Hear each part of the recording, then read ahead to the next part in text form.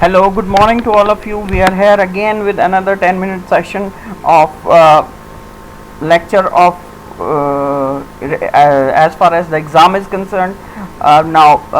This is regarding HBW, human behavior at work. Now we will be discussing the difference between individual decision making and group decision making. Now as far as we have learned, we can make it ourselves, but from the examination point of view, we are discussing it in details.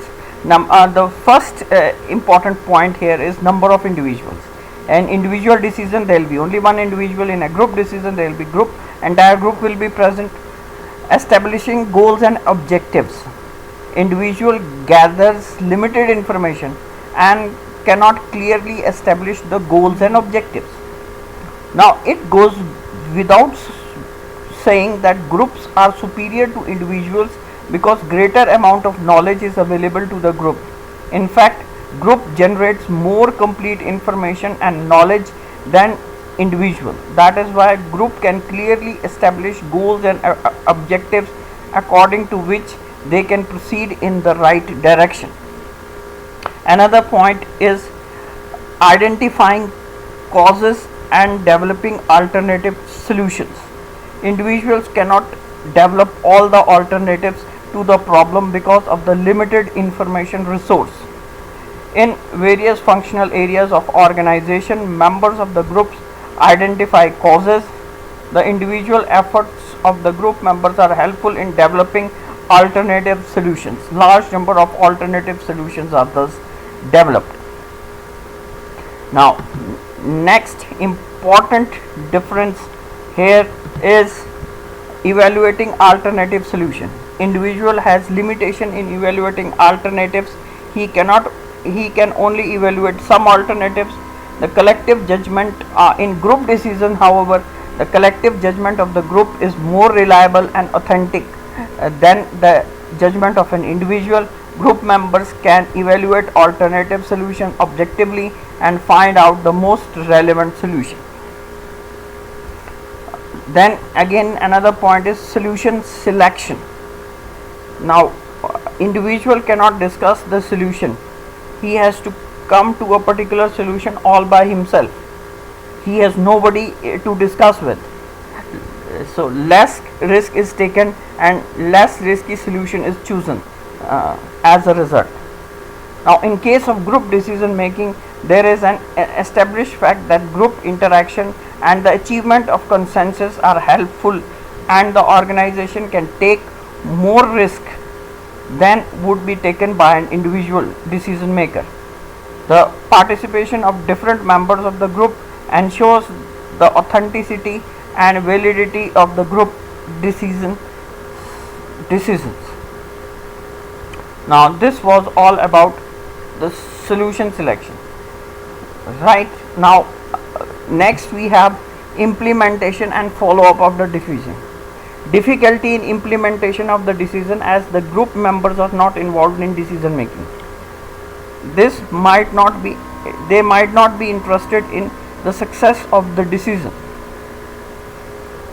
Now, as far as group decision making is concerned, it is important to implement the decision and follow up the plans which are to be translated into reality. It is easy in case of group decisions. If the decision is taken by the group, it is also true that the quality of decision improves. So implementation and follow up becomes easier in case of group decision making. Implementation becomes difficult because the members are not involved, so they might not agree with the group, so this can cause a problem in implementation. So this was the sixth point, and now we have time consuming. Now let us see what is time consuming. Individual decision is always less time consuming. Group decision making, a lot of people have to be called in, a place has to be set up, so lot of waste of time and delay in decision it takes place. Another point is cost. Less cost bearing. Now individual decisions are less cost bearing, and group decisions are comparatively more cost bearing. Now cost, how it is included. Individual, he has to take the decision, there is no cost involved. Whereas in group decisions, the group has to be collected, the problem has to be shown, a place, a time has to be taken, a place has to be chosen. So that would require a cost.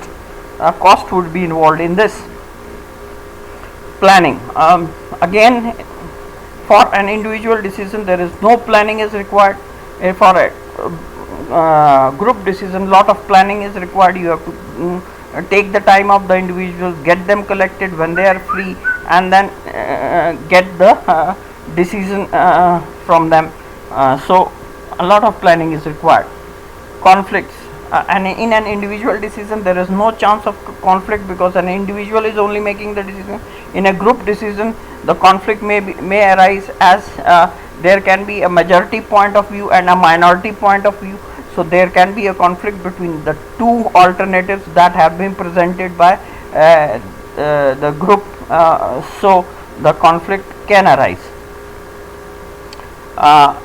Risk, less risky decisions are taken in individual decision making, and in case of group decision making, more risky decisions can be taken. Now this again we have responsibility. In individual decision making, individual is responsible by himself. In group decision making, the responsibility is divided among all the members, so more risk can be taken. As if the decision proves wrong, the entire group would be responsible. So the risk can be taken more. The responsibility is of the entire group. Again, another point is suitability. Individual decision making is suitable for simple decisions. Group decision making is suitable for complex decisions. Now another point which we can make out is satisfaction. No satisfaction is generated in an individual decision making. Decision may be criticized by the group or the people involved in decision. Satisfaction, in group decision making, satisfaction is there over the decision, as the group members participated in decision making. There will be negligible chance of criticism, and the decision would generate satisfaction in the members of the group. So it is easy to implement and follow up. Such decisions are easy to implement and follow up. Group decisions are easy to implement and follow up. I hope this point is clear to all of you. Commitment. An individual decision, there is less chance of commitment and less chance of obedience, because people are not involved in it. Whereas in a group decision making, 100% chance of obedience and commitment to the decision, as they themselves have participated in decision making. So there is more chance of commitment and obedience to a group decision rather than an individual decision. So this is all about the difference between the group decision and the individual decision. I hope you will be in a position to answer the question in the examination correctly. Thank you very much for this small, precise lecture. I hope this lecture is helpful to you.